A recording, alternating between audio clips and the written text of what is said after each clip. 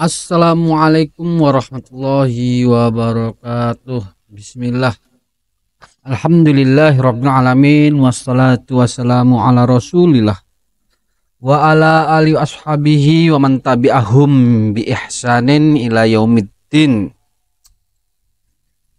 Alhamdulillah, segala puji bagi Allah Tuhan semesta alam yang telah menciptakan kita dari diri yang satu, yaitu Adam alaihissalam. Kali ini saya akan berkomentar berkaitan kisah sholat. Bukan sholat yang saya akan berkomentar tentang perselisihan, keributan yang ada di Masjid Abu Indrapuri berkaitan makarnya para azwaja, para penentang-penentang anti terhadap kelompok lain yaitu Salafi, yang mereka itu tidak henti-hentinya, apalagi di Aceh ya. Di Aceh itu memang basisnya para Sufi, Asy'ariyah, dan bahkan ada beberapa kalangan yang berakidah Syiah. Jika kita melihat dakwah tauhid yang digelari Wahabi ini sungguh amat memprihatinkan ya di Aceh. Bagaimana mereka ini melakukan upaya-upaya yang amat sangat di luar batas ya, di luar batas keumuman berkaitan perbedaan dinamika pemikiran dalam beragama. Mereka ini sangat kalap ya, kalap. Bagaimana mereka ini melakukan makar-makarnya itu sistematis banget. Bahkan mereka-mereka itu ada upaya-upaya untuk menguasai masjid orang lain, menuduh-nuduh Salafi menguasai masjid-masjid, nggak taunya mereka-mereka sendiri yang melakukan perbuatan tersebut. Jadi nggak masuk akal sebenarnya kalau orang Salafi mau menguasai masjid-masjid orang-orang yang di luar mereka ya, di luar mereka. Maksudnya golongan NU ataupun Muhammadiyah itu sungguh nggak masuk akal ya. Bagaimana mau menguasai ya, wong apalagi mau memancing keributan itu terlalu nggak mungkin lah. Nggak ada karakter orang Salafi seperti itu. Ya mereka itu jelas tahu diri. Mereka tuh nggak mau bermain api ya. Orang Salafi itu tidak mau bermain api dalam kehidupan bermasyarakat. Ya kritik-kritik tajam berkaitan dunia keilmiahan di dunia permedsosan itu membuat banyak kalangan orang-orang yang anti terhadap kelompok lain, dan kalahnya hujah itu membuat mereka pada takut kehilangan kedudukan. Kalau kita perhatikan ya, di seluruh Indonesia dari timur ke barat, dari selatan ke utara, itu rata-rata narasi, cara memerangi, cara membuat fitnah, cara membuat makar itu sudah amat dikenal ya. Gaya-gaya mereka itu seperti itu aja. Dia yang membuat, orang lain yang disalahkan. Hanya karena dinamika pemikiran berkaitan hujah-hujah perdebatan di kalangan orang-orang terdahulu sebelum zaman internet berkaitan perbedaan pandangan dalam hal amalan-amalan tertentu, bahkan akidah-akidah pemikiran tertentu. Baik pembicaraan kalam maupun pembicaraan produk-produk yang berasal dari wahyu ilahi. Itu sebenarnya dari dulu ya.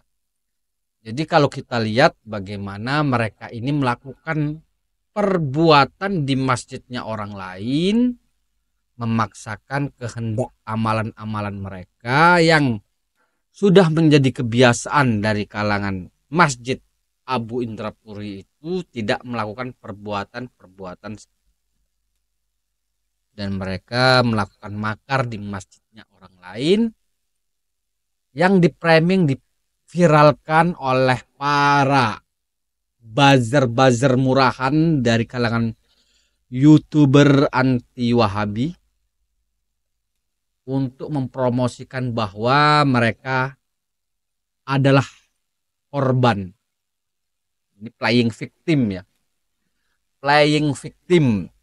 Mereka yang membuat, mereka yang merusak kerukunan, mereka yang melakukan perbuatan-perbuatan yang menimbulkan kebencian terhadap kelompok lain. Cuma karena perbedaan paham yang sebenarnya dakwah-dakwah salafi ini berkaitan pembahasan itu bid'ah, ini bid'ah, itu haram, itu maulid, itu tauhid, itu syirik, sebenarnya kajian-kajian yang sudah lama ya, awal-awal. Jika orang itu teliti terhadap dakwah-dakwah salaf itu, sebenarnya dakwah-dakwah mereka itu sungguh ya sistematis banget ya, teratur, tauhid, ibadah, kemudian muamalah, akhlak, sampai saat ini. Itu. Jadi orang-orang jamaah dari kalangan Asy'ariyah ini membuat makar di masjidnya orang lain dan mengiklankan dirinya di dunia permedsosan yang dipopulerkan oleh para buzzer-buzzer sampah, YouTuber jalanan, dai-dai jalanan yang mengambil keuntungan dari kebesaran nama Salafi Wahabi. Jadi ya buat para teman-teman Salafi di Aceh sabar banget berdakwah. Salafi di Aceh itu sabar banget. Jadi lihat pelajaran aja lah. Muhammadiyah di Aceh juga itu rumit ya, sulit dari dulu sampai sekarang ya.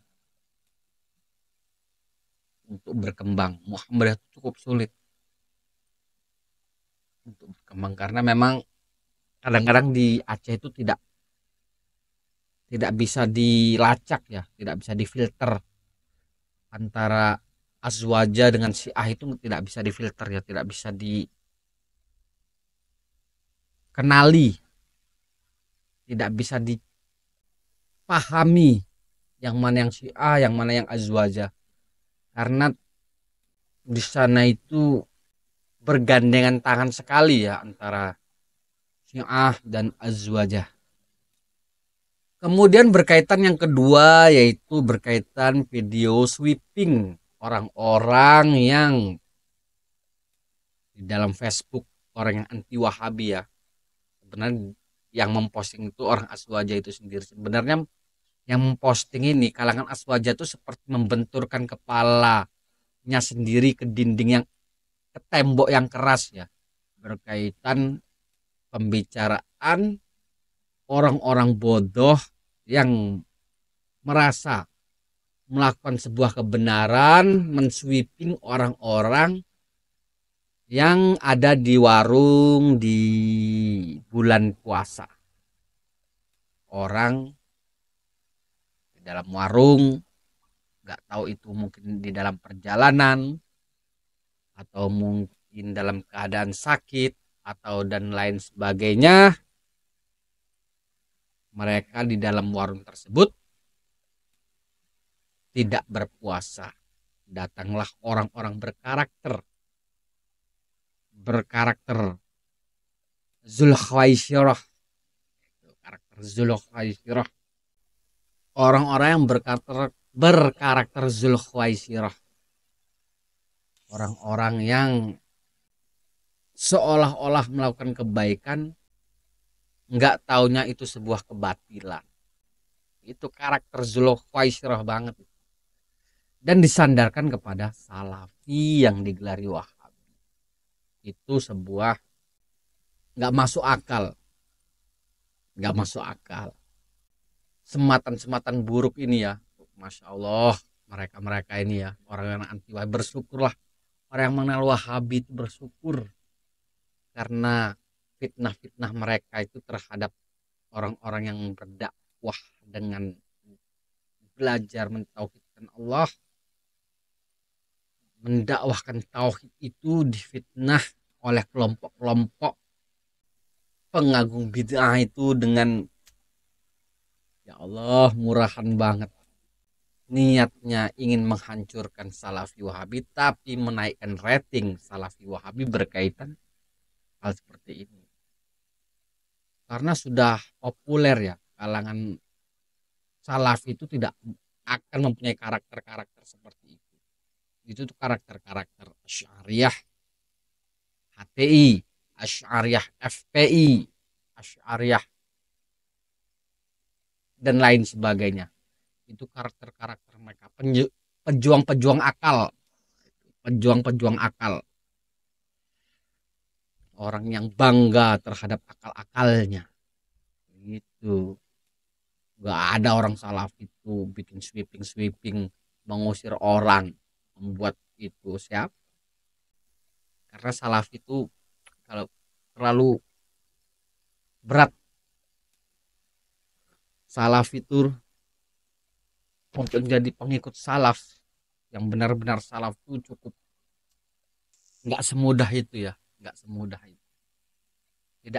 Makanya tidak akan melakukan perbuatan-perbuatan serendah itu ya, yaitu berdakwah dengan metode-metode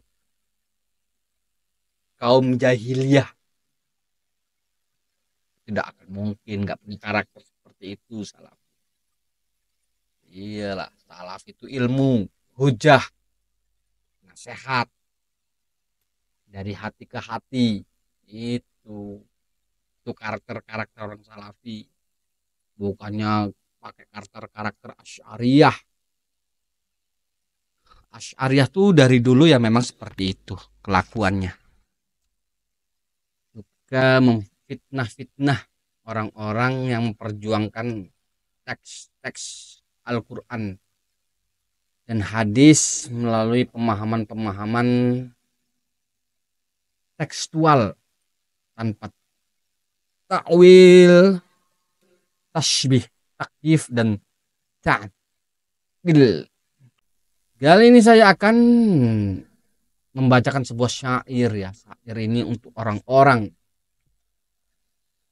Syair ini saya tulis sendiri ya, syair ini.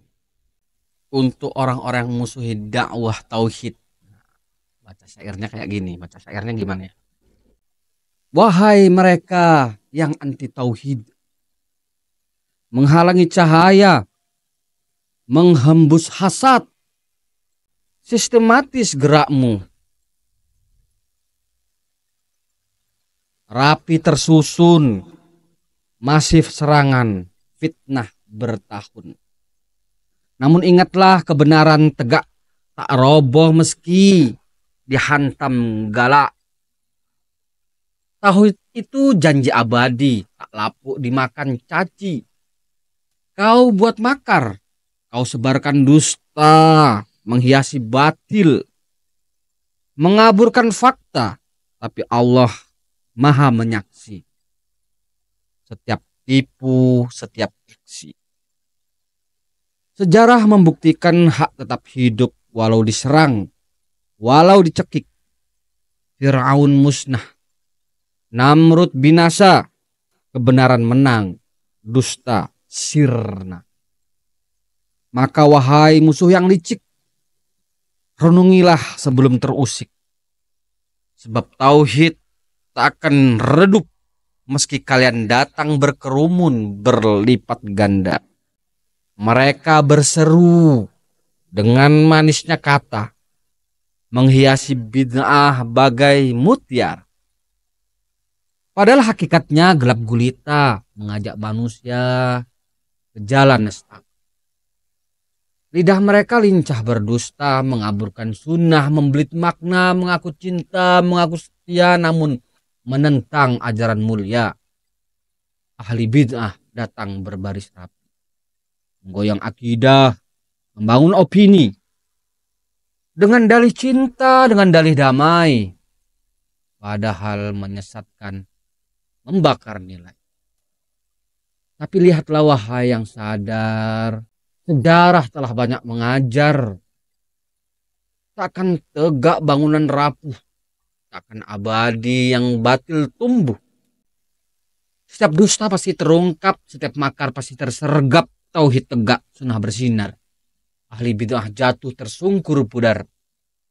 Sebab kebenaran janji ilahi tak akan padam, tak akan lari. Ahli bid'ah boleh bersandiwara, namun akhirnya mereka binasa. Sekian, subhanakallahumma wabihamdika, asyhadu alla ilaha illa anta astaghfiruka wa atubu ilaik. Assalamualaikum warahmatullahi wabarakatuh.